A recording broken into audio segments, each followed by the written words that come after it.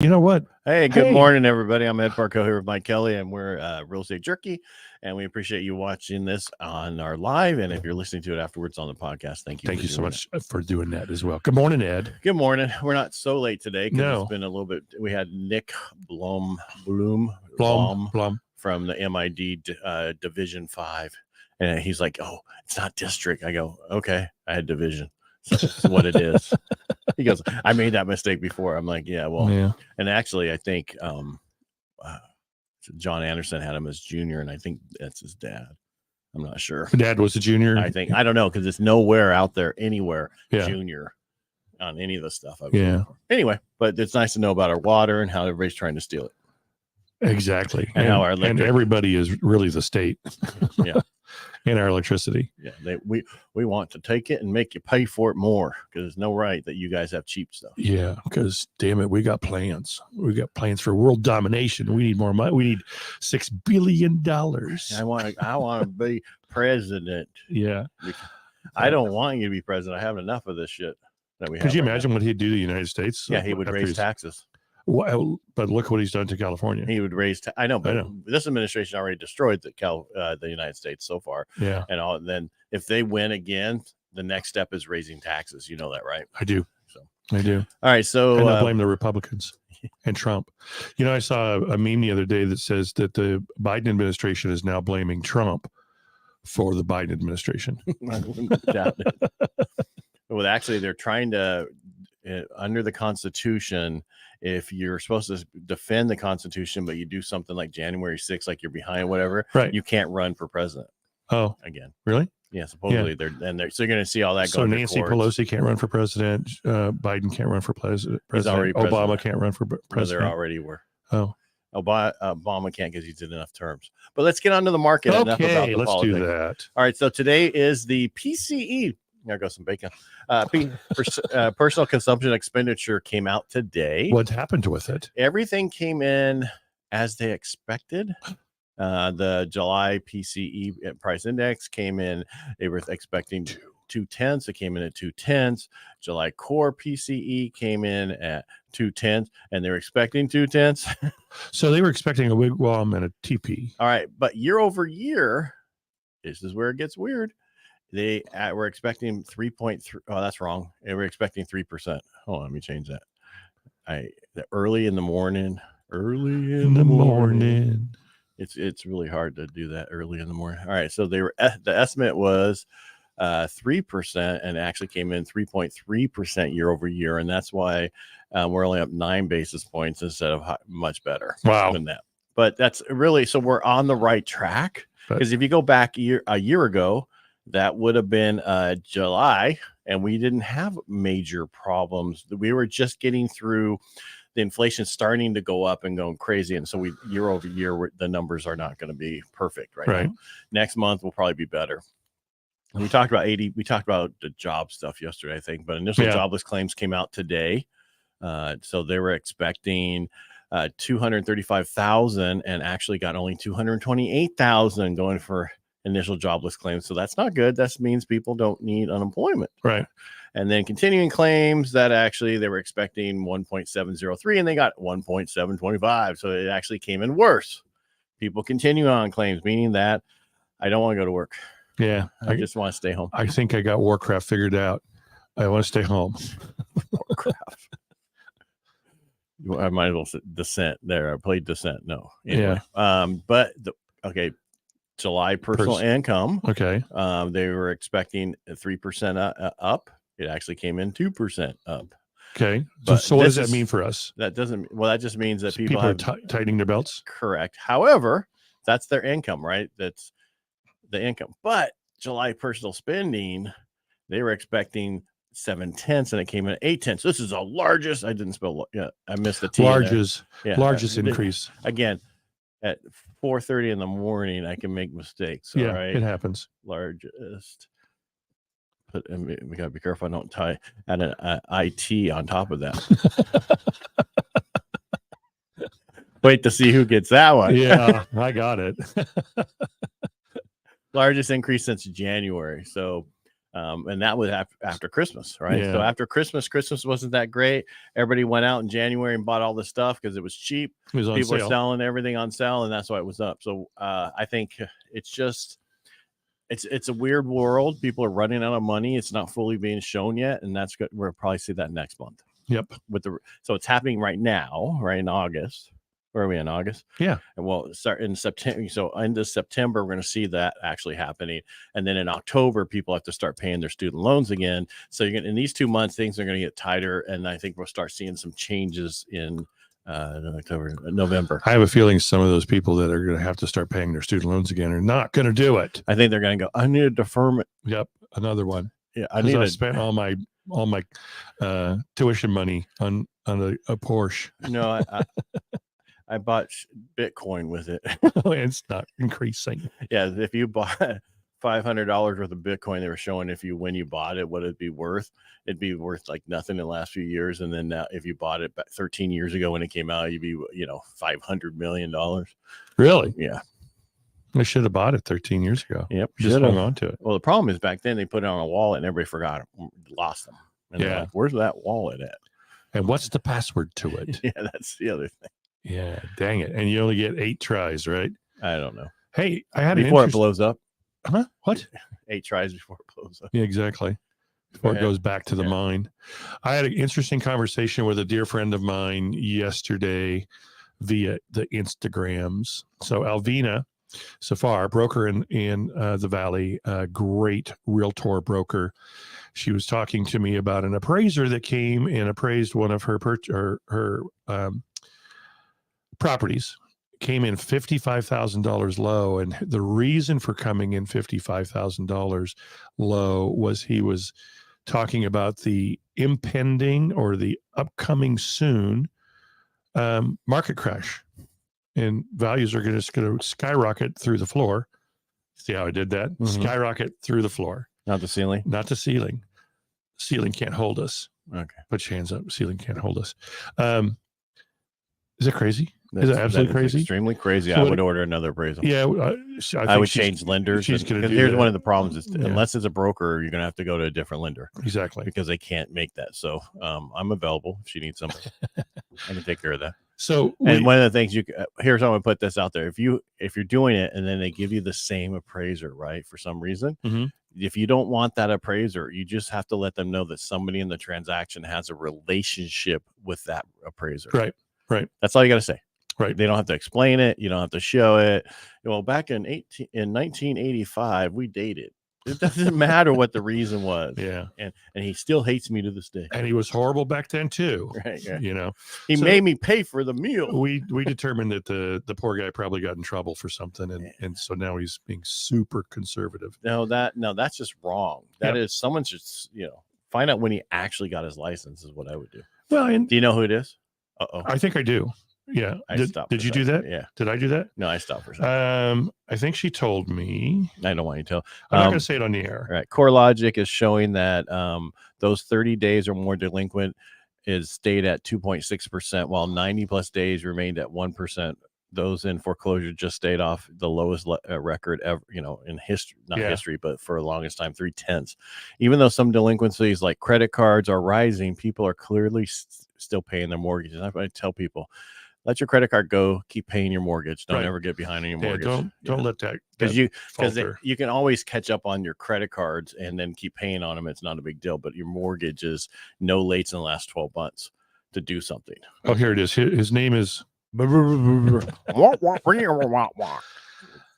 pay your mortgage all the time. No, I'm just saying, if you get behind things or you lost your job, this going on, you're in the mortgage industry and you can't pay your bills because you just don't have enough money or real estate, pay your mortgage, but don't worry about your credit cards. That stuff, don't worry about it. It's over time, it will be fine. Yep. Yeah. Good advice. Oh, we got a comment. Do you feel the rates will start coming down at the end of this year or beginning of next year? Next year. Yeah, I think so too. I'd love for it to happen. It depends on what happens in the next 2 months with how much we see people not paying for things, right? Next year, because they're supposedly running out of money this month. Be all that money that they saved during the pandemic, that 500 billion that was in there at the beginning of this year, that's all gone by this month. That's going to make it tighter for people, and they're not paying their bills. We talked about low income people are going without meals and other stuff because they just don't have the money. And then the whole thing about the student loans. So I think over the next 2 months, we're going to start seeing inflation keep going down. We're going to start seeing things getting tighter, but we're really not going to see a major change in rates until the first quarter of next year. Major change would be 1%. Right now, we get a little bit each day, which doesn't equate to that much. Right. Because I told somebody they wanted to buy an investment property, and I'm like, oh, it's like 8%. And they go, what? Yeah. And, because it's like, okay, you don't understand. Right now, if you listen to Fannie and Freddie out there, they're saying rates are about 7 to 7.375 for a primary residence, and they're talking on average paying points for that rate. I'm not saying that's what my rates are. I'm just saying that's what Fannie is saying. So if you look at investment property or second home, pretty much the same numbers, you're going to be about 8. Well, I ran the numbers for this guy. He's buying 4plexes. His rents cover the mortgage, and he still has $600 left over. That's a lot. Yeah. Well, and the rents haven't been raised in like forever, so he can take it over, raise them by 10%. There's this money for the management fee to cover, to watch this stuff for you. He still has enough money going into a maintenance fund. It's a great deal. I'm like, you need to buy it. Stop going, well, raise to this. You're covered. Well, my problem is I didn't even think you'd be able to cover the mortgage, let alone taxes and insurance. Yeah, but he's covering all that. And plus he has money left. You're right. And he hasn't closed escrow or raised rates. No. So, I mean, and that's what a lot of people, you need to look at. If you're thinking about buying, fourplexes and that kind of stuff, you should be doing it because rents are going to continue to go up. They're not going to go up as fast as we saw because there's a few multifamilies they built and stuff. But overall, it actually pencils. Well, so pencils means you actually do the numbers and it actually shows, oh, look, I have money. Is that what pencils means? I said it on when I did that hacking real estate documentary. Yeah. And I said, you got to make sure it pencils. He's like, what do you mean by that? You take a pencil and you put down the equations. Yeah. Well, back then we used pencils because that way we could erase it when we were wrong. Yeah, exactly. Or start on a new page. Craziness. Yeah. So what's going on? Randy? No, I don't think rates are, but I was on another podcast and it had nothing to do with real estate. He handles a bunch of podcasts, but he had me on his podcast because of my book and other stuff. And he was like, I hear people are buying homes and then waiting to refinance later to get the rate down. That's just crazy. Is it? Yeah. Did you have fun with that? Yeah, I did. Yeah. I did. Yeah, that's exactly what we're telling them because you get the prices today. Yeah. There's not going to be this. We're so short on inventory. We keep saying this. People just don't hear it. Yeah. There is not going to be a bubble because if you don't have the inventory, I'm talking homes that we need just to get caught up is 2.5 million. She just said, okay, let's see here. Go ahead, hit it. We both did it at the same time. I'm gonna let you do it. I just had 2 clients refinance a 40-year loan. Their mortgage company offered them to bring their monthly payments down. Have you seen this happening? I wonder if this is the next craze. Everybody does stupid things. I would not touch a 2% or 3% refinance and put it in a 40-year. What I would do is depending on this is a refinance. I would not let go of that rate to lower my payment by a few bucks and add on 10 years. Well, and I want to know what were their payment? I mean, bring their payments down. How much though? How much is that bringing it down? That's my question. By adding 10 years to probably, I don't know how many years they had left on their mortgage, but 28. So they had to have had a fairly high interest rate to begin with. Maybe the 500. Is that the savings, Randy?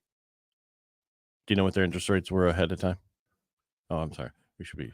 Well, by the way, Brandon's throwing numbers out at it, just so you know if you're watching this. 500. I'll go 6. I'll go 7. Okay, you win. All right. Yes, that's all right. All right, but the question is, how much? Okay, they say $500.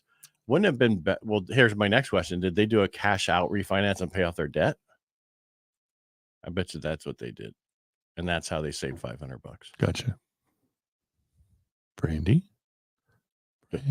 Anyway, but yeah, that's the same. Yes, I thought maybe it jumped up there again. Yeah, no, they didn't do cash out. See, that's weird because what I would do is I would do one of those and pay off your debts and include that in there and do it and then refinance it later. Mm-hmm. But you have to look at, a lot of it just depends on what works for you. If it works for you, great. But again, if they couldn't have had a 2% or 3% interest rate, and I could be wrong, but I've seen that 40-year. They're talking about using it for purchases and stuff. VA doesn't have it. FHA doesn't have it. It's the non-QM products. Right. So, and I don't know if that was interest only 40-year because they have also interest only 40 years.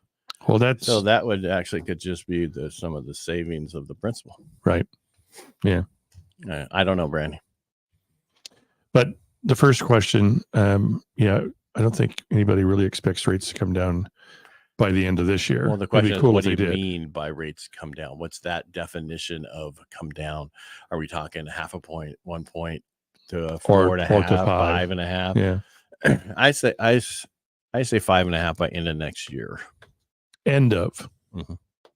And then watch all those buyers jump into the market. Here's the thing is, it's going to really depend on November 6th and 7th. It's on how you vote or how the machines tabulate your vote. Right. That are owned by bad people. I'm just waiting for you to finish that statement. You're like my wife. She'll go, hey, and I'm standing there. Well, she knew she's still thinking. No, she knew you knew. Yeah. Hey, what's no, it's not interest only. I assume that's what that knows for. No, that was not the cash out. Oh, was that what that was? Yeah. Okay. Follow along. I'm a little behind today. I'm a little tired from the 4:30 in the morning. Rotary kicks your butt. It always does. Yeah. It's because you're on. Yeah. They call it a speaking hangover.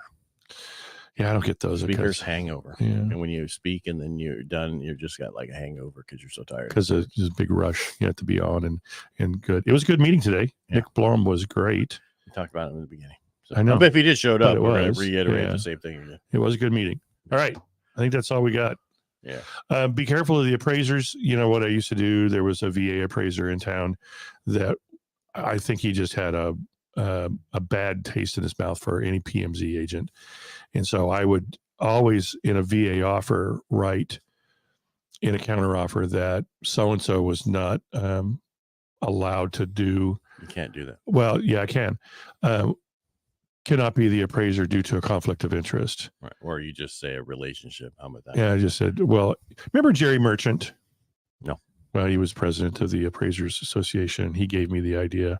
He says, Mike, if you just write this, you'll be able to not have him as your VA appraiser, because he would always come in low and always call some ridiculous little thing. Right. Well, and so the VA appraisal is done through the VA system. Right. So they pick it. You can always go back in there and just say this, like I said, that somebody has a relationship with this appraiser and they'll just get rid of them. You don't have to make a big deal about it. I'm not saying, but the problem, but a lot of us have panel appraisers now, right, where we don't go through an AMC. We actually have so many appraisers we picked in different areas, and there are panel appraisers for conventional FHA and those kind of things. That's why appraisals get done so much faster with certain people. You done looking at your stuff, right? Yeah. Well, I thought you rebooted there. I did not reboot. I think I offended John Cruz when I told him, "Do you want me to get your walker?" It looked like he hurt his leg or something, though. He had knee surgery. Okay. Yeah. Well, it can get a little stiff at times. Yeah. Well, that's what I tell my wife. Yeah. All right. Make it a great day. Thanks for being here. We appreciate you interacting with us, especially you, Brandy. Brandy. Thank you. Everybody make it a great day. Thanks for watching. Thanks for listening. And if you need anything, reach out to us, ask us. We'll talk about it on the show. Here she is. She got there. Oh. No cash out. They don't have enough equity. That's crazy. They needed to free up money to purchase a new AC. They also had down payment assistance that did not have to be paid off to refinance. They only plan on living in the house for 3 more years. Okay. Interesting. Yeah. Well, there you go. Saving $500 a month, and they're only going to be there for 3 years.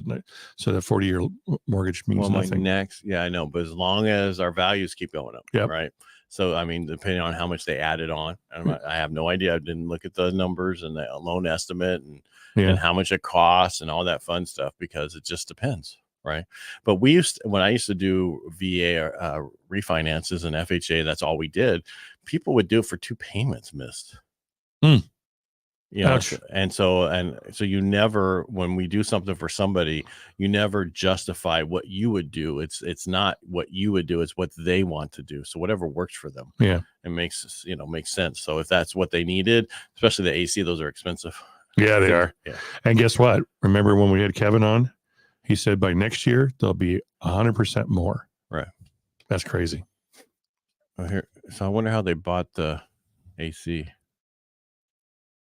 They needed to free up money for that. They didn't have to pay back the down payment. I'm doing math. You follow what I'm getting? Yeah. So, all right. Maybe just free up. Now they can save for a new AC. I don't know. I don't know. But thanks for the information, Brandy. Yeah, I'll see you in a little bit at the office if you're there. All right. Make it a great day. Make it a great day. Thanks for being here. Thanks for watching. Bye, kids. Bye.